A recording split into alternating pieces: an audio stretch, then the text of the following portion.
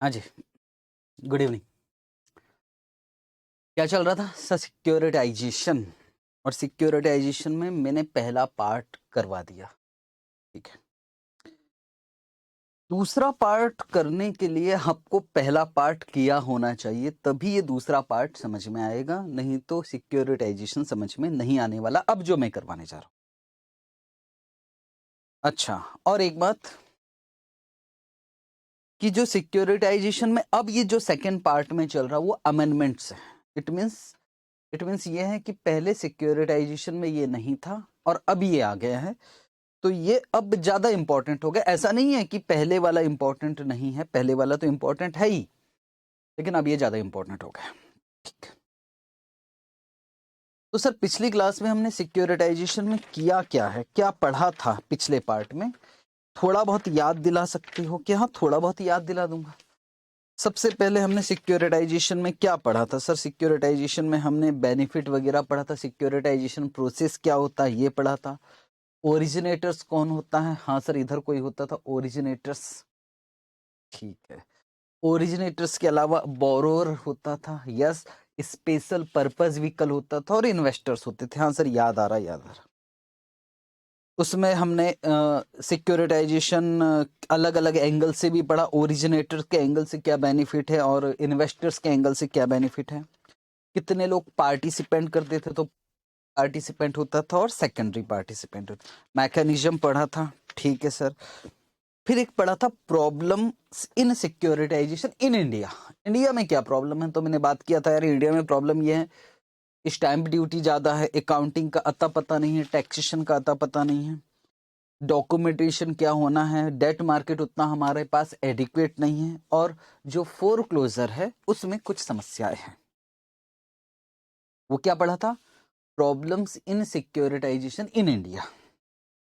अब एक नई थियोरी ऐड हुई है, risk in securitisation. Risk in securitisation. तो मुझे क्या लग रहा है कि मुझे ये लग रहा है कि आप कहीं मिक्स ना कर दो एग्जाम में, और एग्जाम में अगर मिक्स करोगे तो नंबर कटेंगे। और मिक्स करने की बात मैं किसकी कर रहा हूं? Problems in securitisation in India वो अलग है, और रिस्क इन सिक्योरिटाइजेशन ये अलग है। आपको यही पॉइंट्स लिखने पड़ेंगे। अगर आप प्रॉब्लम्स वाला पॉइंट लिख के जाओगे, खेल खत्म हो जाएगा। यहाँ इंडिया में क्या हो रहा है कि सर अकाउंटिंग का प्रॉब्लम है, टैक्स, वो इंडिया में प्रॉब्लम है। मैंने कहा उसके अलावा सिक्योरिटाइजेशन कहीं भी क्यों ना हो रहा हो, उसमें कुछ टाइप का रिस्क है। पहला रिस्क की बात किया मैंने, यहां लिख दिया, प्लीज ये थियरी अच्छे से करके जाना, मैं याद करवा रहा हूं, याद करवा दूं। क्रेडिट रिस्क या काउंटर पार्ट रिस्क, सर इसका मतलब क्या है? हमने कहा था कि मैं हूं कौन? मैं हूं बैंक, और मैंने किसी को लोन दिया था, हाउसिंग फॉर फाइनेंस, और फिर मैंने उसको एसपीवी को बेच दिया था, और एसपीवी ने उसके बदले में सिक्योरिटी इश्यू कर दिया था। किसको? इन्वेस्टर्स को। समस्या क्या है मालूम है? समस्या है डिफॉल्ट। अगर अगर जिन लोगों ने लोन ले रखा है, हाउस लोन, होम लोन जिन्होंने ले रखा है, उन्होंने डिफॉल्ट किया, तो क्योंकि काउंटर पार्टी डिफॉल्ट कर सकते सर, उनका घर बेच देंगे। इतना आसान नहीं होता घर बेचना। कहना आसान है कि हम ये कर देंगे, वो कर देंगे, लोन लिया है पैसे देने पड़ेंगे, इतना आसान नहीं होता। एक्ट लॉज बहुत अलग है उसके लिए। तो ये प्रॉब्लम है कि अगर जो बोरोअर है उन्होंने डिफॉल्ट कर लिया, तो पैसे किससे वसूल करेंगे? और स्पेशली नॉन रिकोर्स बेसिस पे। नॉन रिकोर्स आपको समझ में आता है। अगर इन्होंने डिफॉल्ट किया तो इन्वेस्टर मुझसे पैसे नहीं मांग सकते। मेरा नॉन रिकोर्स, रिकोर्स बेसिस होता तो मुझसे मांग भी सकते थे, नॉन रिकोर्स बेसिस। तो पहला, अगर जिनको लोन दिया उन्होंने धोखा दे दिया, तो जिसको बोला जाता है बोरोअर। बोरोअर अगर बैंकरप्ट हो जाए तो, ठीक है सर, रिस्क ऑफ बैंकरप्ट। एक ये रिस्क है। पहले इसको मैं सेव कर लूं क्या सर? यस, क्योंकि मैं इसमें लिखूंगा ना तो फिर दिक्कत में पड़ जाओगे आप। हाँ सर।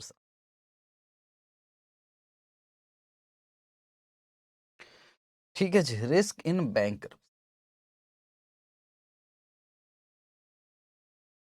ठीक है, ठीक है सर, तो ये एक रिस्क हुई। इसके अलावा सर याद रहेगा? Okay sir, okay sir, risk इसका काउंटर पार्टी रिस्क या क्रेडिट रिस्क। दूसरा है legal risk. Sir legal risk क्या है? लीगल रिस्क बस वही चीज तो मैंने बताया। कौन डिफॉल्ट करेगा? जिसने हाउस लोन लिया है उसका घर खाली करवा सकते हो क्या?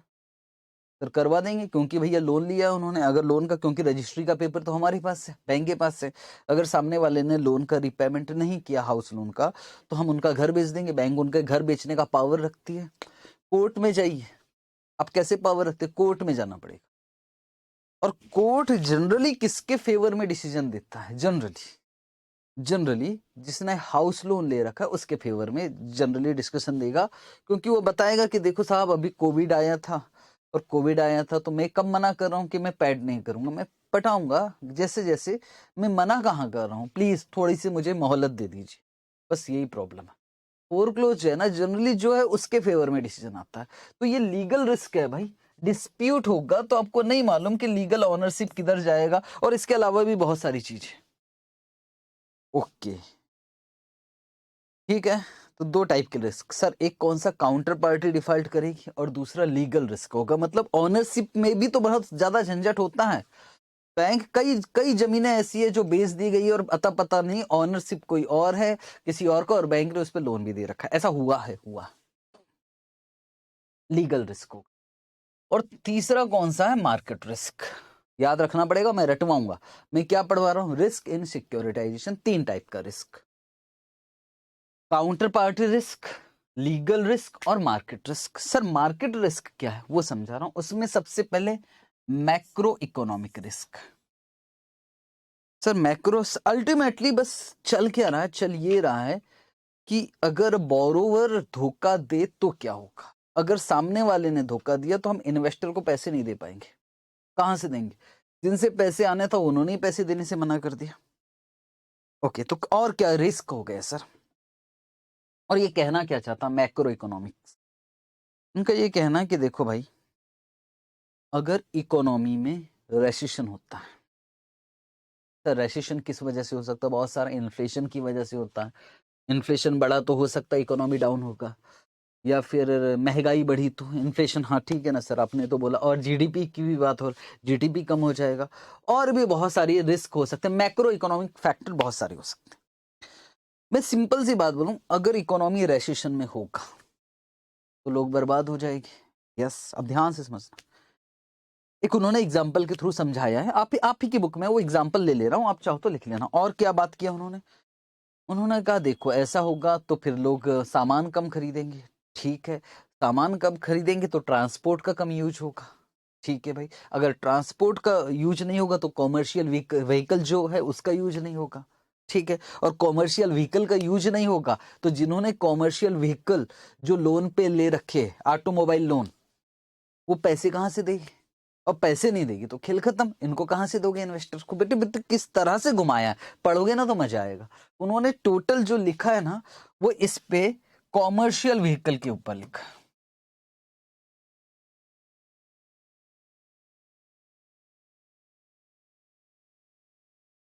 कॉमर्शियल व्हीकल के ऊपर लिखा हुआ, सारी बातें उन्होंने कॉमर्शियल व्हीकल के, कि देखो एक चीज के इकोनॉमी के रेसेशन होने से लोन नहीं पैड होगा, और लोन पैड नहीं होगा तो आप इन्वेस्टर को पैसे कहां से दोगे? ये भी तो एक रिस्क है कि अगर मार्केट डाउन होगा तो आप खत्म, बैंक भी खत्म। बैंक खत्म तो जिन्होंने, इन्वेस्टर ने जिन्होंने सिक्योरिटी खरीदा है वो भी खत्म। बस यही बताया उन्होंने, मैक्रो इकोनॉमिक रिस्क। तो दूसरा क्या है? दूसरा प्री पेमेंट रिस्क। इसके विषय में तो बहुत अच्छा समझा, बहुत अच्छा समझा है। अब सुनो उन्होंने क्या समझा है, बिल्कुल ध्यान से समझना। उनका ये कहना है, मान लो हमने जो होम लोन है, होम लोन, वो पब्लिक को, बिल्कुल ध्यान से समझना बेटे, बहुत अच्छा, मजा आ गया इस पॉइंट में। Pre payment risk. Sir pre payment risk क्या होता है? सुनना ध्यान से। बोले हमने होम लोन दे दिया लोगों को ऑन एन एवरेज 10% के हिसाब से। अब हमको मालूम है हमको 10% तो मिलना है। ठीक है, और जिन लोगों को सिक्योरिटी इश्यू किया है, सिक्योरिटी इश्यू किया है ना यार, इसको हमने एसपीवी को बेचा होगा और एसपीवी ने सिक्योरिटी इश्यू किया होगा, तो जिन लोगों को हमने सिक्योरिटीज इश्यू किया है उनको हमने कहा ठीक है भाई आपको 8% रिटर्न मिलेगा। देखो हमने हमने लोगों को कितने % पे लोन दिया, 10% पे, और उसको हमने सिक्योरिटी के तौर पे इश्यू कर दिया और हमने कहा आपको 8% रिटर्न मिलेगा, हमारी 2% की कमाई है, यहाँ तो कोई दिक्कत नहीं है। और हमको मालूम है 10% आएगा 8% देंगे, 10% आएगा 8% देंगे। अब हुआ क्या, मार्केट में रेट ऑफ इंटरेस्ट मान लो कम हो गया, 5% हो गया। अगर मार्केट में रेट ऑफ इंटरेस्ट 5% हो गया, इन सब ट्रांजैक्शन में क्या फर्क पड़ेगा, बस ये समझना है बेटे। इसके लिए सीए का होना जरूरी है, आप सीए कर रहे हो। ये थियोरी पढ़ाने में मुझे जोश आता है यार, इसको पढ़ाने में जोश आता, नहीं तो वो टाइम पास थियोरी मजा नहीं आता। सर अब क्या होगा, अगर रेट ऑफ इंटरेस्ट 5% हो गया और सर इन लोगों ने होम लोन कितने पे ले रखा था, 12% पे। सर ये तो लोग क्या करेंगे, लोग कहेंगे यार सुनो ना, प्री पेमेंट करो। 12% बहुत ज्यादा है भाई, 5% पे मार्केट में पैसा मिल रहा है, तो वो लोग मुझे प्री पेमेंट कर देंगे। मैं बैंक हूं, वो अपना होम लोन रीपे कर देंगे, जबकि मैंने सोचा नहीं था प्री पेमेंट का। उन्होंने कहा pre payment, pre payment, pre payment, पैसा आ गया। अब मैं जो सोच रहा था कि 12% मिलेगा, अब तो नहीं मिलेगा। सर पैसा तो आ गया, उस पैसे को करूं क्या, सर री इन्वेस्ट करूं। री इन्वेस्ट करने पे भी मुझे 5 ही मिलेगा ना यार, मार्केट में तो 5 हो गया। और इन्वेस्टर बैठे बैठे रास्ता देख रहा है, अब आएगा 8%, अब आएगा 8%, कहां से आएगा 8%, ये दिक्कत। यही शब्द लिखा है कि प्रीपेमेंट क्यों होगा, सर इंटरेस्ट रेट के बढ़ने से, इंटरेस्ट रेट के गिरने से प्रीपेमेंट होगा।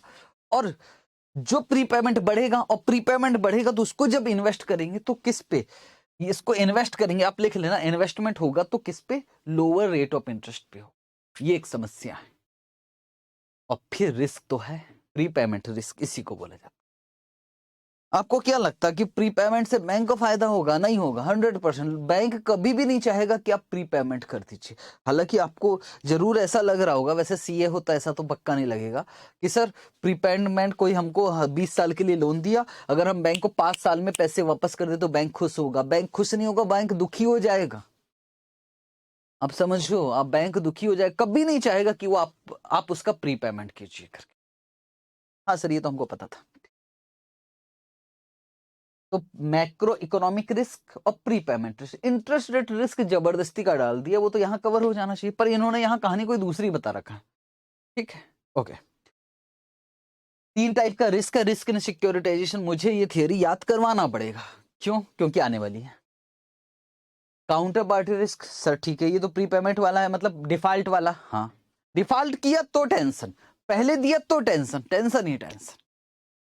काउंटर पार्टी ठीक है, लीगल रिस्क, ऑनरशिप डिस्प्यूट है, पता नहीं कौन ऑनर है, हमने पैसा तो दे दिया। और तीसरा मार्केट रिस्क, मार्केट रिस्क में पहला मैक्रो इकोनॉमिक रिस्क, दूसरा प्रीपेमेंट रिस्क, और तीसरा है इंटरेस्ट रेट रिस्क। इनका ये कहना है, ये सर समझा दो, थोड़ा सा समझा दो सर। ये बैंक, ठीक है सर, और ये है जिनको हमने लोन दिया है। मान लो इनको हमने लोन दे दिया, किस पर, फिक्स पे, तो हमको फिक्स मिलेगा। और हमने जो पैसा है उसको इन्वेस्टमेंट किया, यस, फिक्स मिलेगा। और उसको हमने इन्वेस्टमेंट कर दिया, फिक्स रेट पर हमने लोन दिया, तो हमको फिक्स इंटरेस्ट मिलेगा, फिक्स इंटरेस्ट मिलेगा।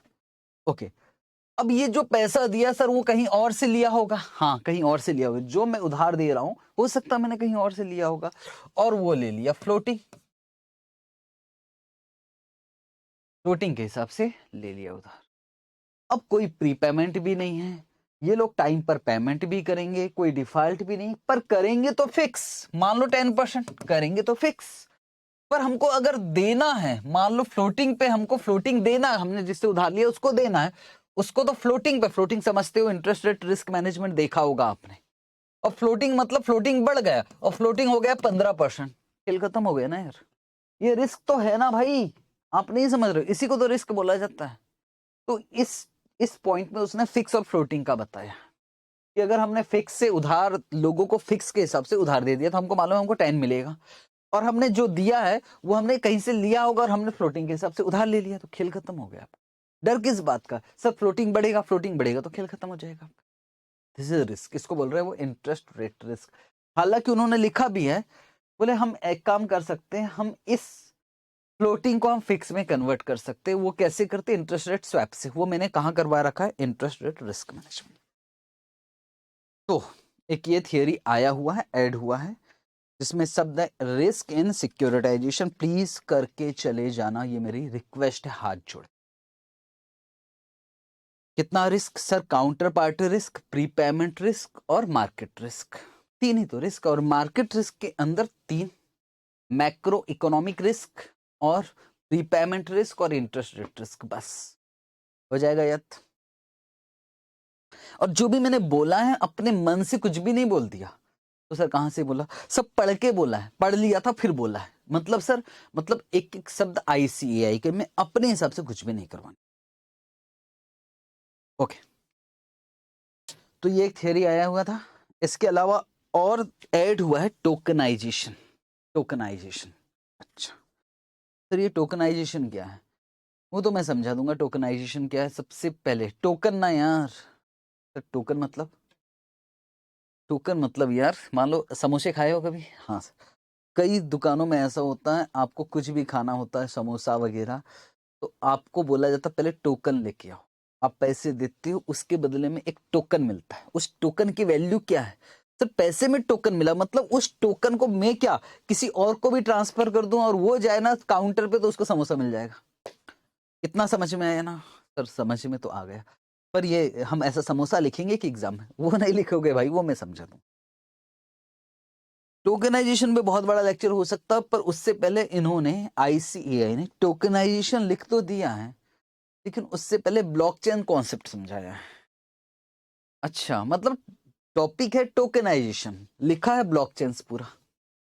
अब यार ब्लॉकचेन्स पे अगर मुझे लेक्चर देने के लिए बोले तो यार कितना टाइम, मतलब यार 5-6 घंटे उसी में निकल जाएगा। और सच्चाई है कि यूट्यूब में ब्लॉकचेन ही ब्लॉकचेन है, पूरा ब्लॉकचेन।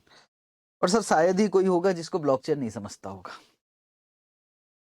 बट मेरा जो पर्पस क्या है, मेरा पर्पस प्लीज मुझे ब्लॉकचेन का, आप ये मत समझो कि मैं आपको बहुत कुछ समझाऊंगा, जरूरत भी नहीं है भाई। छोटा सा टॉपिक है, उसको पढ़ना, तो एक्सपर्ट नॉलेज लेने की कोशिश मत करो। टाइम है तो फिर तो जमाने भर के वीडियो है, काम की चीज पढ़ेंगे। ओके, तो इंपॉर्टेंट क्या है? ब्लॉकचेन। पर ब्लॉकचेन को समझाने के लिए उन्होंने गूगल डॉक की बात किया। सर ये क्या है? ये सब लिख रहा हूं। गूगल सीड बोलते हैं, गूगल डॉक बोलते हैं, गूगल डॉक्यूमेंट्स, गूगल डॉक। क्या इसको यूज किया है? हाँ सर। कैसी बात कर रहे हैं? हम CA लोग हैं, ऑफिस में तो ये इसी पे काम होता है। और हम तो आपको सलाह भी दे रहे थे, हम आपको नहीं। क्या हो रहा था मेरे ग्रुप में आप लोग हो, ठीक है। अब ग्रुप में यार बच्चों को चाहिए शेड्यूल, कौन सी क्लास कितने घंटे की है। अब उसमें कोई स्टूडेंट है जो एक्सेल सीट में, बताओ कितने अच्छे बच्चे हैं मेरे, ये जो काम मुझे करना चाहिए वो आप कर रहे हैं। Thank you so much, thank you thank you. तो वो लोग एक्सेल सीट में शेड्यूल बनाते हुए जा रहे थे, फिर वापस फिर शेड्यूल अपडेट करते थे।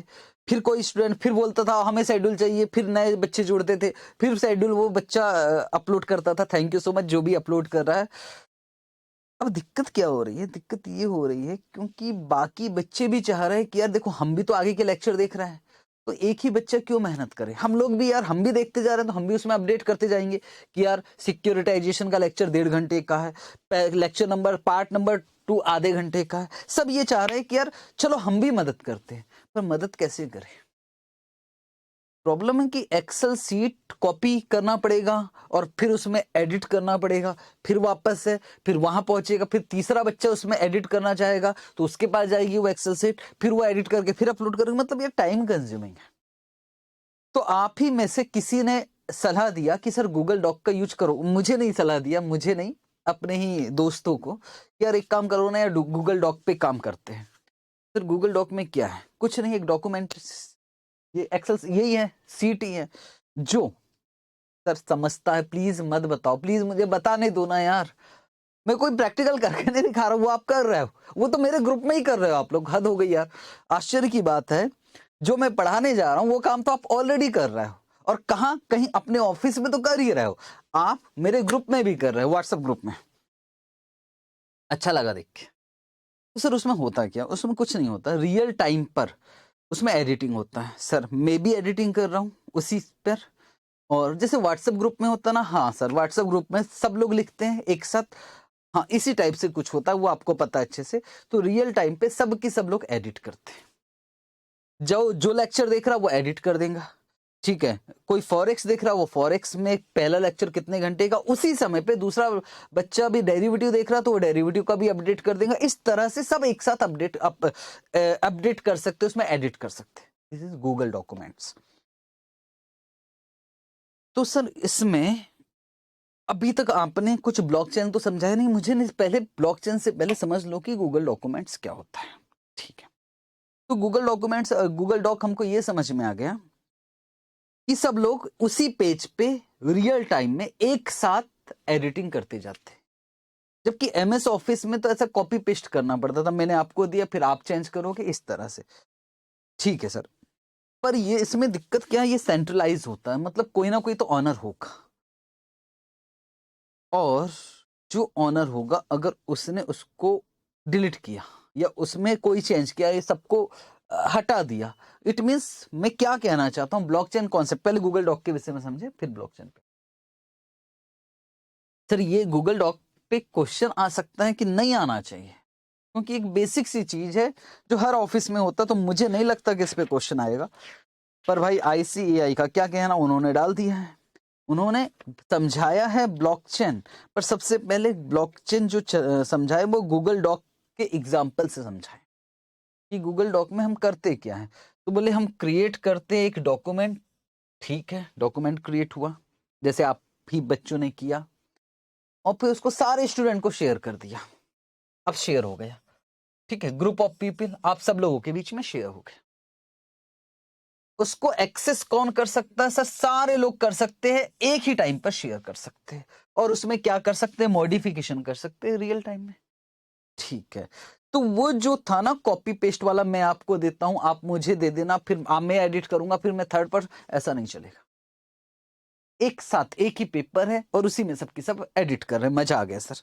ये तो अभी कर रहे हैं, इसमें तो कुछ लिखना क्या है यार, इसमें तो आप तो 4 पेज लिख दोगे, आप इतना यूज करते हो।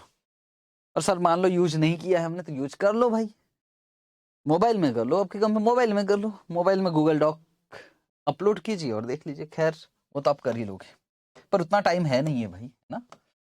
सर ब्लॉकचेन में क्या होता है, गूगल डॉक में क्या होता है समझा चुका हूं, ब्लॉकचेन में क्या होता है। ब्लॉकचेन में बोले कोई ऑनर नहीं होगा, सेंट्रलाइज कुछ नहीं होगा, मतलब ये है कि सब इंडिपेंडेंट होगा, बीच में से आपस में लिंक रहेगा। सर समझाओ, एग्जांपल समझाओ, एग्जांपल से बिटकॉइन, बिट सब तो पढ़ा हुआ है यार, मैं ब्लॉकचेन पढ़ा ही क्यों रहा हूं आपको, मुझे ये समझ में नहीं आता। पर सुन लो, अब सुन लो, जब इतना है, क्योंकि मुझे थियरी करवाना है ना, थोड़ी बात तो सुननी पड़ेगी, प्लीज सुन लेना यार, वही पॉइंट बताऊंगा जो बुक में लिखा है, बस उतना काम करवाना मेरे को, बहुत ज्यादा डीप में नहीं जाना, ब्लॉकचेन हमको पढ़ना भी नहीं भाई। तो सुनोगे बेटे, 3 दोस्त हैं, राम, श्याम, मोहन। आपकी एक्सपर्ट एडवाइस नहीं चाहिए कि नहीं सर टेक्निकली ऐसे होता, भाई वो जैसे भी होता, मेरा काम है कि मुझे आपको आंसर याद करवाने हैं। राम, श्याम, मोहन। सर इसके पास कितने रुपए हैं, सर बिटकॉइन का एग्जांपल नहीं दे रहा हूं, नहीं दे रहा हूं, इसके पास 100 रुपए है, और इसके पास 150 रुपए है, और इसके पास 200 रुपए। 3 दोस्त हैं। राम ने, मोहन ने कहा कि मुझे पैसे चाहिए, पैसे, और राम ने 100 रुपए में से 50 रुपए मोहन को ट्रांसफर कर दिया, एक ट्रांजेक्शन हुई। ट्रांजेक्शन क्या हुई, राम ने मोहन को कितना रुपए ट्रांसफर किया, 50। तो सर इसके एक ब्लॉक बनेगा, इस ट्रांजेक्शन का एक ब्लॉक बना, अब ध्यान से समझना, ब्लॉक बन गया, ठीक है, ये फर्स्ट ब्लॉक, और उसमें उसमें लिखा आया, हालांकि लिखा नहीं, मैं मसाला लगा के बता रहा हूं, उस ब्लॉक, वो ब्लॉक क्या बताता, हर एक ट्रांजेक्शन के लिए एक ब्लॉक बना कि राम ने मोहन को दिया कितना रुपए, 50 पैसे। इसके अलावा यहां इनका बैलेंस भी लिखा गया कि ए के पास, राम के पास कितना, श्याम के पास कितना, मोहन के पास कितना, कोई दिक्कत की बात नहीं है। यस सर, राम के पास कितना है, श्याम के पास कितना, मोहन के पास कितना, ठीक है। सर इसका यहां भी तो ब्लॉक बनेगा, हाँ इसका भी अपना एक ब्लॉक बनेगा, सेम वाला, ये वाला ब्लॉक इसमें भी बना कि हमने इसको 50 रुपए दिया, अब किस किस के पास कितने, ये 3 लोगों का ही ग्रुप है, यहां तक ठीक है। यस। तो सर अब इसके पास 250 हो गया कि हाँ अपडेट हो गया यहां तक। दूसरी ट्रांजेक्शन और हुई, श्याम ने भी 100 रुपए दिया मोहन को। कितना था सर? 150 था, उसमें से 100 रुपए दे दिया। तो सर इसी में अपडेट, इस ब्लॉक में अपडेट नहीं होगा, हर एक ट्रांजेक्शन के लिए एक ब्लॉक। अब दूसरी ट्रांजेक्शन हुई तो यहां भी 2 ब्लॉक बनेगा, यहां भी 2 ब्लॉक बनेगा, मतलब हर एक के लेजर में ब्लॉक बनेगा। हाँ, और सर इस ब्लॉक में क्या लिखा है? श्याम ने मोहन को दिया कितना? 100 रुपए। और यहां फिर लिखा कि राम के पास कितना, श्याम के पास कितना, मोहन के पास। और सर ये दोनों ब्लॉक एक चेन से कनेक्टेड है, मतलब यहां जो ट्रांजेक्शन हुई है वो पिछली ट्रांजेक्शन से कनेक्टेड है। बात समझ में आ रही है? Yes sir. इसी को बोलते हैं ब्लॉक चेन। अगर सर हम इसमें छेड़छाड़ कर देंगे, कर ही नहीं सकते। पहली बात, ब्लॉकचेन कॉन्सेप्ट बहुत बड़ा है यार, पढ़ते पढ़ते थक जाओगे। मुझे क्या करवाना, मुझे रिसर्च नहीं करवाना, पीएचडी नहीं करवानी, मुझे बस एक रफली नॉलेज देना जो मेरे थियोरी में काम आ जाए। तो सर ब्लॉकचेन कॉन्सेप्ट से अभी क्या समझे? कुछ नहीं है, हर एक ट्रांजेक्शन के लिए एक ब्लॉक बनता है, और सेम ब्लॉक यहां भी बनता है, यहां भी बनता है। तीनों पार्टी में जितने भी लोग हैं सबके बीच में ब्लॉक बनेगा। फिर दूसरी ट्रांजेक्शन होगी, वो और एक ब्लॉक बनेगा, लेकिन वो जो ब्लॉक है वो किससे कनेक्टेड होगा? पिछले ब्लॉक से। इसको बोला जाता है चैन। अच्छा, और सेम ब्लॉक यहां भी बनेगा, सेम ब्लॉक यहां भी बनेगा। अच्छा, ये ब्लॉक बनेगा। क्या सर इसमें कोई भी एडिटिंग पॉसिबल है? कोई भी एडिटिंग पॉसिबल नहीं है। ठीक है, एक ब्लॉक दूसरे ब्लॉक से जुड़ जाएगा। ओके, और सब डेटा यहां रहता है इन लोगों के पास। अभी इसके पास कितना बचा सर? इसके पास 50 रुपए बचा है, तो 50 ही तो बचा। बाई चांस अब श्याम राम को ट्रांसफर कर रहा है, मान लो 200 रुपए, कर सकता है क्या सर? कर ही नहीं सकता। तो जैसे ही ये ट्रांसफर करने की कोशिश करेगा तो ब्लॉक बनना चाहिए, पर यहां ब्लॉक तब बनेंगे जब अप्रूवल मिलेगा, और सबको मालूम है कि ये ट्रांजेक्शन गलत हो रही है। सर ये लास्ट वाला समझ में नहीं आया, समझने की जरूरत नहीं, मैं एक्स्ट्रा समझाने की कोशिश कर रहा हूं। तो इस तरह से ब्लॉक बनते जा रहे हैं, तो इसको क्या बोला जाता है? इसको बोला जाता है लेजर्स। अच्छा सर, ये है लेजर्स। यस, लेजर्स का मतलब क्या होता है? जिसके बीच, जिसमें ब्लॉक्स हो बहुत सारे। ये किसका लेजर है सर? ये मोहन का। ये कौन किसका है सर? श्याम का। और सब लेजर्स तो एक जैसे है, इसको बोलते हैं डिस्ट्रीब्यूटेड लेजर। क्या पढ़ाने जा रहा था, क्या पढ़ा रहा हूं मैं पढ़ा रहा हूं टोकनाइजेशन पढ़ाने वाला था, पर ब्लॉकचेन क्यों आ गया बीच में मुझे समझ में नहीं आ रहा। सर बस इतना है, मेन क्या है, पर्पस क्या है? पर्पस ये है कि ये कभी भी डिसेंट्रलाइज होते, कोई ऑनर नहीं होता कि किसी एक के पास एक कंट्रोल है और वो पूरी ट्रांजेक्शन को कंट्रोल करेगा, ऐसा नहीं होता। सब इंडिपेंडेंट है, कोई डिसेंट्रलाइज सिस्टम होता है, इसलिए इसको क्या बोला जाता है? Decentralise ledger. ठीक है, डिस्ट्रीब्यूटेड लेजर सब जगह ये। इसे फायदा क्या है? इसे फायदा क्या है कि आप चेंज नहीं कर सकते ट्रांजेक्शन को, चेंज नहीं कर सकते, मॉडिफाइड नहीं कर सकते, और हर एक ट्रांजेक्शन का एक ब्लॉक होता है, इसी में आप चेंज नहीं करते हो, आपके लिए अगला ब्लॉक में जाना। तो सर ब्लॉकचेन कॉन्सेप्ट से फायदे क्या? बहुत सारे फायदे, अलग अलग जगह फायदे, पर पहले मैं एक बार रीड करूं क्या ब्लॉकचेन में क्या लिखा। बेटे आप कर लेना इस थियोरी को, बिल्कुल सिंपल है। डिस्ट्रीब्यूटेड लेजर टेक्नोलॉजी, इसको डिस्ट्रीब्यूटेड लेजर टेक्नोलॉजी बोलते हैं। ठीक है, और हर एक एंट्री परमानेंट होती है। ठीक है, ये काम की चीज है परमानेंट, उसको चेंज या अल्टर नहीं किया जा सकता। और जब जब भी न्यू ट्रांजेक्शन होती, जैसे ये ट्रांजेक्शन हुई या दूसरी ट्रांजेक्शन हुई, जब जब भी न्यू ट्रांजेक्शन होती है, सर कहां से पढ़े? इसका पीडीएफ मैंने आपको दिया है, प्लीज इसका पीडीएफ उसी फोल्डर में होगा, ये वाला है ना, इसका पीडीएफ उसी फोल्डर में। जब भी न्यू ट्रांजेक्शन होगी, ठीक है, blockchain generally uses chains of block, each block representing the digital information. ठीक है, डिजिटल इन्फॉर्मेशन होती है पब्लिक डेटाबेस। मुझे ज्यादा कुछ समझाना नहीं है, ये रियल टाइम बेसिस पे होता है, ये सब अब पढ़ोगे तो अब समझ में आ जाएगा। ठीक है सर, तो ब्लॉकचेन के विषय में पूछेगा थोड़ा बहुत तो लिख ही दोगे ब्लॉकचेन। मुझे नहीं लगता कि इसको का थ्योरी पूछेगा, थ्योरी तो कुछ और ही पूछने वाला, तो उसके लिए तैयार होना। मैं फिर से बोल रहा हूँ, मेरे पास इतना टाइम नहीं है कि मैं 2.5 घंटे तक ब्लॉकचेन टेक्नोलॉजी समझाऊं। सबको पता है, बिटकॉइन वगैरह सब देखा है आपने। ठीक है, तो इस पे मत बोलना कि सर ये बहुत अच्छे से समझाओ, क्यों समझाऊं मैं, है नहीं ये बहुत अच्छे से। बस आपको ये समझा दिया कि एक ब्लॉक का दूसरे ब्लॉक के साथ जो कनेक्ट होता है वो इसको ब्लॉकचेन बोलते हैं। सर होता क्या, वर्किंग कैसे होता है ब्लॉकचेन में? सबसे पहले ट्रांजेक्शन इनिशिएट होता है। ट्रांजेक्शन जैसे इन्होंने 50 रुपए का ट्रांजेक्शन किया, 50 रुपए इनिशिएट हो गया ट्रांजेक्शन। Yes sir. उसके बाद काम क्या होगा सर? उसके बाद ब्रॉडकास्टेड वाया नेटवर्क, जो ट्रांजेक्शन होगा वो ब्रॉडकास्ट होगा नेटवर्क के थ्रू, सब जगह जाएगा। ठीक है सर। उसके बाद क्या, इनक्रिप्शन होता है। इनक्रिप्शन का मतलब सर वो पता है, हमको जो लेक्चर्स दिए जाते हैं वो इनक्रिप्टेड होते हैं, सिर्फ हम ही पासवर्ड डाल के देख सकते हैं, नहीं तो ऐसे तो नहीं दिखने वाला है। यस, बीच में कोई सर इनक्रिप्शन का मतलब आप हमको मत समझाइए, इनक्रिप्शन होता, ठीक है। और ट्रांजेक्शन जो रिप्रेजेंट होता है वो एज ए ब्लॉक होता है। ये हो गए ट्रांजेक्शन हमारे, एज ए ब्लॉक, ये है ट्रांजेक्शन। ठीक है, ब्लॉक में रिप्रेजेंट होता है। ठीक है, और उसके बाद block is added to existing block. इसमें तो कोई, मैंने पहले ही बताया कि ऐड हो जाता है और फिर ट्रांजेक्शन कंप्लीट हो जाता है। कुछ नहीं करना। आज सर ये कहां से लिखवा है? मैंने कहा ना, एक भी शब्द मैं आपको एक्स्ट्रा नहीं पढ़ाने वाला, जो भी पढ़ा रहा हूं सब आपके स्टडी मैट से पढ़ा रहा हूं। तो ट्रांजेक्शन इनिशिएट हुआ, ठीक है, नेटवर्क के थ्रू हुआ, ठीक है, इनक्रिप्टेड ट्रांजेक्शन था, ठीक है।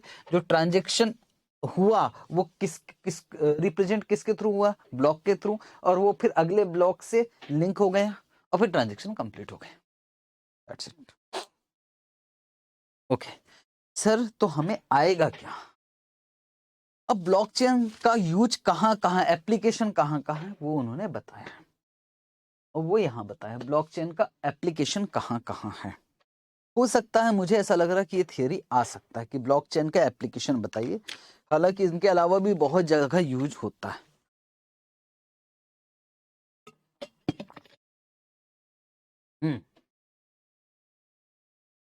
पहला उनका कहना सर फाइनेंशियल सर्विसेज में इसका यूज होता है,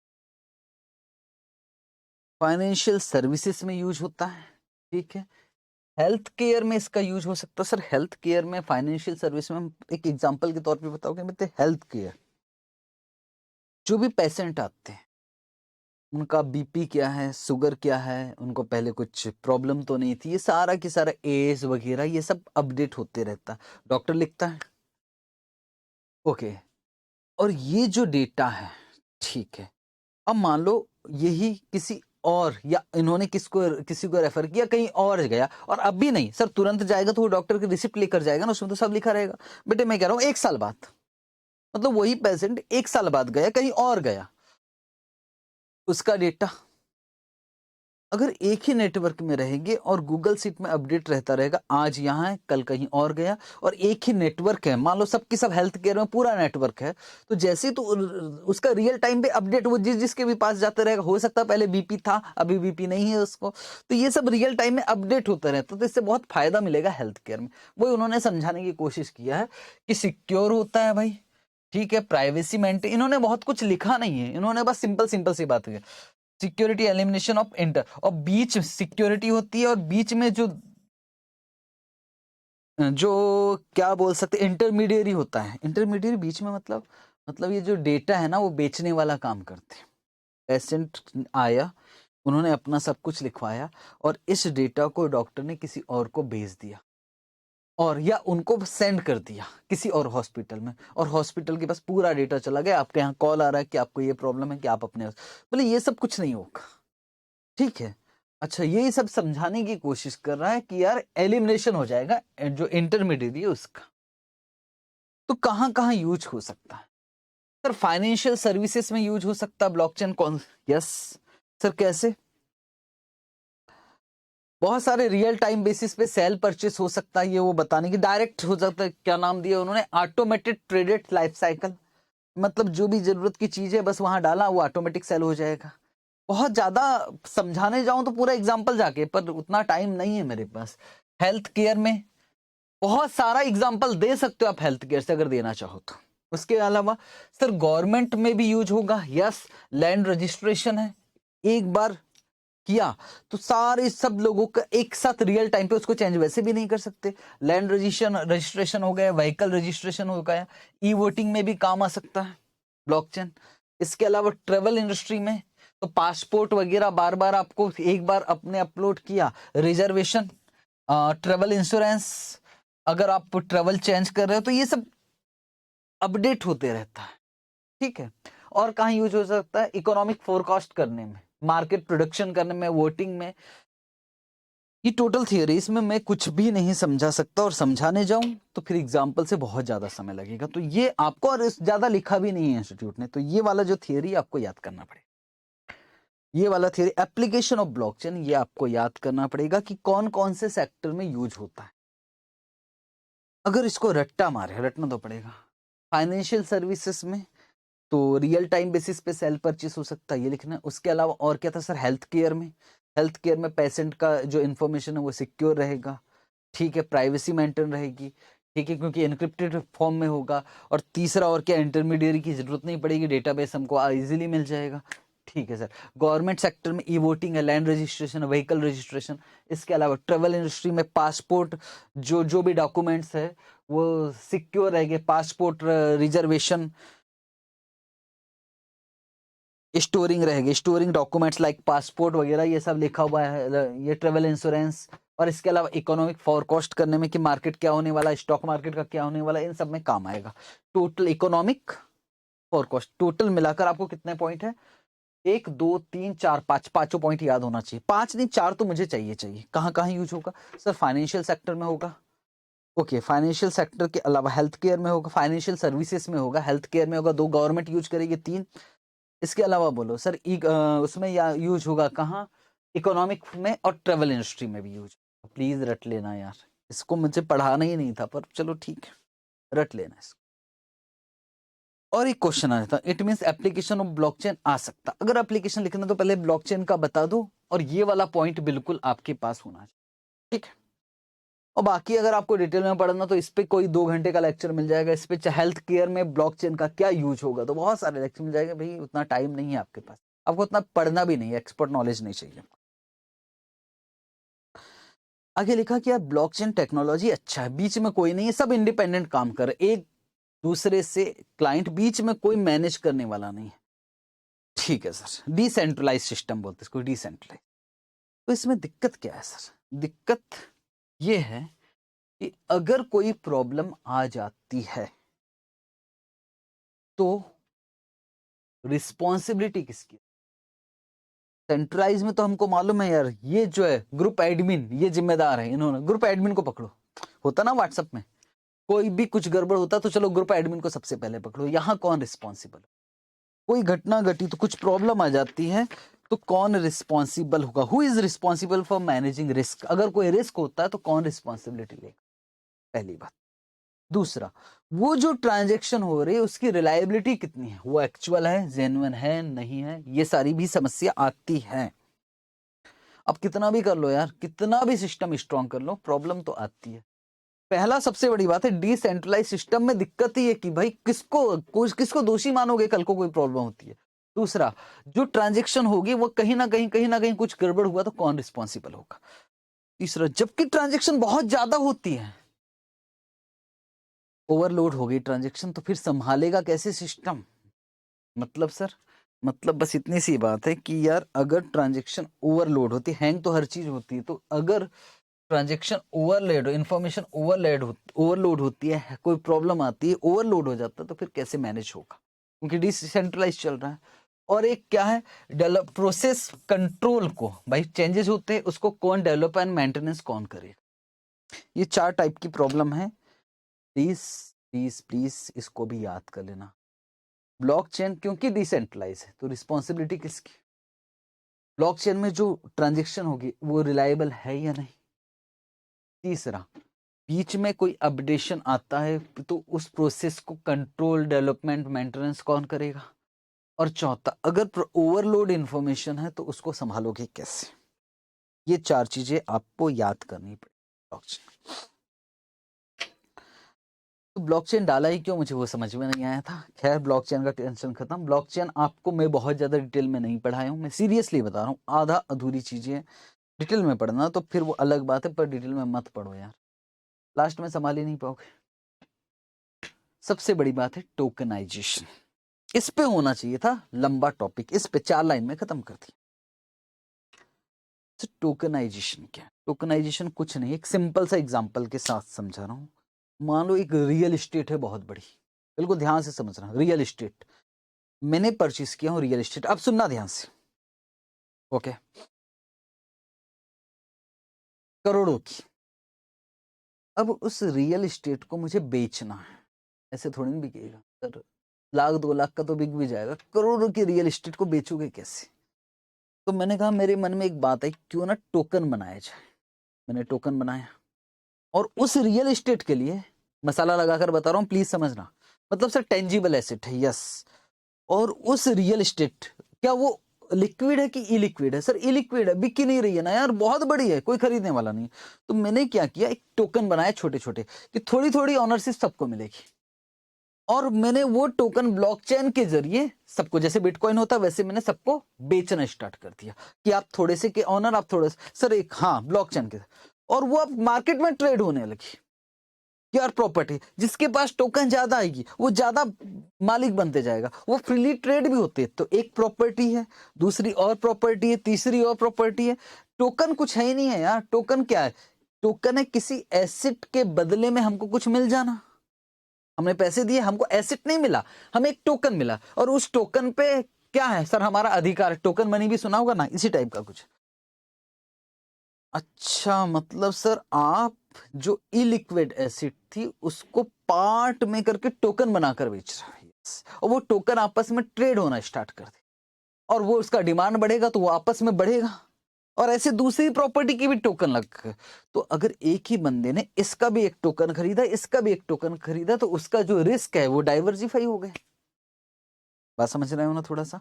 तो कुछ नहीं, उसमें लिखा है कन्वर्टिंग टेंजिबल और intangible asset into blockchain token, token में कन्वर्ट कर दिया। तो क्वेश्चन क्या आ सकता है? क्वेश्चन ये वाला आ सकता है, ज्यादा इंपॉर्टेंट है। सिक्योरिटाइजेशन में क्या होता है, ये वाला क्वेश्चन इंपॉर्टेंट है, और यही है बस टोकन के ऊपर, बस यही क्वेश्चन है। सर सिक्योरिटाइजेशन में क्या था, होम लोन थे बहुत सारे, बहुत सारे होम लोन थे हमारे, सिक्योरिटाइजेशन याद करो, और उसको हमने एसपीवी को बेचा था, और एसपीवी ने उसके बदले में छोटे छोटे शेयर्स इश्यू कर दिया था, याद है, सिक्योरिटी इश्यू करके पैसे ले लिया था। होम लोन को, होम लोन क्या मेरा लिक्विड था सर? इलिक्विड था, उसको उन्होंने कन्वर्ट कर दिया किसमें? लिक्विड में। आ गया ना बात समझ में? यहां भी वही हो रहा है, यहां भी रियल एस्टेट है, और रियल एस्टेट क्या है? इलिक्विड, और मैंने उसको कन्वर्ट किस में कर दिया? लिक्विड में। तो एग्जाम में क्या आ सकता है? एग्जाम में आ सकता है कि भाई टोकनाइजेशन एंड सिक्योरिटाइजेशन दोनों में क्या समानता है, ये बताइए।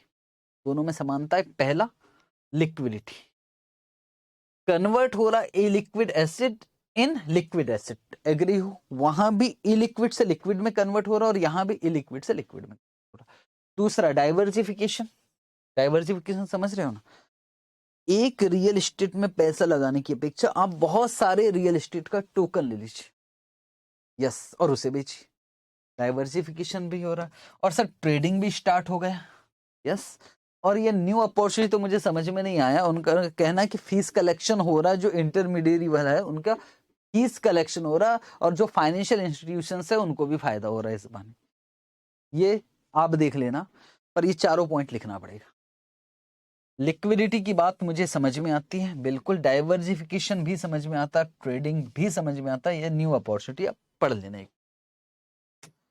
और है क्या? बस खत्म हो गया। तो सिक्योरिटाइजेशन में मेन क्या बात याद रखनी है जो अभी आज हमने पढ़ा है? सिक्योरिटाइजेशन की एक थियोरी इंपॉर्टेंट है जो ऐड हुआ सिक्योरिटाइजेशन की स्पेशली, कौन सा? Risk in securitisation. कौन कौन का सा रिस्क था, याद है क्या? याद है? हाँ सर, एक काउंटर पार्टी रिस्क था, बिल्कुल सही। दूसरा कौन सा रिस्क था सर? उसके अलावा लीगल रिस्क था, और तीसरा था मार्केट रिस्क, और मार्केट रिस्क के अंदर 3 था सर। कौन कौन सा रिस्क? सर मार्केट रिस्क के अंदर पहला प्रीपेमेंट रिस्क, वो नहीं था, पहला था मैक्रो इकोनॉमिक रिस्क, ठीक, फिर प्रीपेमेंट रिस्क, और फिर interest rate risk. Okay sir, उसके बाद क्या पढ़ा हमने? ब्लॉकचेन। ब्लॉकचेन क्या होता है? तो गूगल डॉक का थियोरी दे रखा है, क्यों दिया है मुझे नहीं मालूम, ये इसमें कुछ है नहीं। ब्लॉकचेन हमको समझ में आ गया, तो एग्जाम में आएगा तो वर्किंग ऑफ ब्लॉकचेन कैसे होता है। तो सर ट्रांजेक्शन इनिशिएट होता है, ठीक है, ट्रांजेक्शन इनिशिएट हो गया, उसके बाद काम क्या होगा सर, ब्रॉडकास्ट होगा वाया नेटवर्क, इनक्रिप्शन होगा, और उसके बाद जो होगा वो रिप्रेजेंट कैसे होगा, एज ए ब्लॉक, और फिर एक ब्लॉक, ये जो ब्लॉक है वो प्रीवियस ब्लॉक से लिंक हो जाएगा चैन के थ्रू, और फिर ट्रांजेक्शन कंप्लीट हो जाएगा। आ सकता है, आपकी बुक में दिया हुआ है। मैं क्या कर रहा हूं, मैं शेयर कर देता हूं पीडीएफ, कौन सा वाला, आईसीएआई वाला जो दिया है ना, वो वाला पीडीएफ शेयर कर देता हूं, तो आपको पढ़ने में आसानी होगी। सर बुक में है क्या ये थियरी, हमको जो बुक दी गई है वॉल्यूम नंबर 1, उसमें दिया है कि नहीं दिया है, ये नया एडिशन है, तो वॉल्यूम नंबर 1 में ये थियरी नहीं है। आपको मैं इसका पीडीएफ दे देता हूं, तो प्लीज आप उससे देख लीजिएगा, ठीक है। उसके बाद ब्लॉकचेन का एप्लीकेशन कहां से, ये मैं बहुत ज्यादा डिटेल में इसलिए नहीं पढ़ा पाया क्योंकि डिटेल में दिया ही नहीं है। एग्जाम्पल के साथ देता तो मजा आता, पर मैं एग्जाम्पल भी नहीं दे पाऊंगा। तो कौन कौन सी जगह यूज होगा, एप्लीकेशन कहाँ कहाँ। एक तो फाइनेंशियल सेक्टर्स या सर्विसेज हमको समझ, हेल्थ केयर, हाँ सर आपने थोड़ा बहुत हेल्थ केयर का समझाया था, और क्या होगा इसके अलावा, हेल्थ केयर के अलावा सर गवर्नमेंट, यस, ट्रेवलिंग उसमें यूज होगा, ट्रेवल एजेंसी में और इकोनॉमिक में। उसके अलावा tokenisation, risk associate in blockchain, तो मैंने कहा कि रिस्पॉन्सिबिलिटी कौन लेगा, डिसेंट्रलाइज, और जो ट्रांजेक्शन होगा उसकी रिलायबिलिटी क्या है, ओवरलोड इन्फॉर्मेशन होगी तो कौन संभालेगा, और डेवलपमेंट और मेंटेनेंस का प्रोसेस कौन करे, ठीक, ओके। और इसके अलावा टोकनाइजेशन मैंने पढ़ा है, टोकनाइजेशन और सिक्योरिटाइजेशन में समानता क्या है। तो पहला लिक्विडिटी, इलिक्विड एसेट को लिक्विड में कन्वर्ट करते, दूसरा डाइवर्सिफिकेशन, ये भी बात समझ में आती है, तीसरा क्या लिखा, ट्रेडिंग, ट्रेड कर सकते हो भाई, और चौथा न्यू अपॉर्चुनिटी। तो इसका पीडीएफ मैं आपको दे देता हूँ सर, आप कंप्लीट पीडीएफ दे दोगे कि कंप्लीट पीडीएफ दे देता हूँ सिक्योरिटाइजेशन पे, हालांकि आईसीएआई के वेबसाइट से आप निकाल सकते हो, पर फिर भी क्यों निकालोगे, मैं इसका पीडीएफ लेक्चर के साथ ही अपलोड कर देता हूँ। जिस फोल्डर में ये लेक्चर, उसी फोल्डर में आपको पीडीएफ मिल जाएगा सिक्योरिटाइजेशन, ठीक है जी, थैंक यू सो मच। अगला टॉपिक कौन सा होगा, अगला टॉपिक बचा क्या यार सर, अगला टॉपिक स्टार्टअप कर लेते हैं, यस, और स्टार्टअप के लिए बाद आधे घंटे का चैप्टर होगा, कौन सा, फाइनेंशियल पॉलिसी, ठीक है जी, thank you so much, bye bye.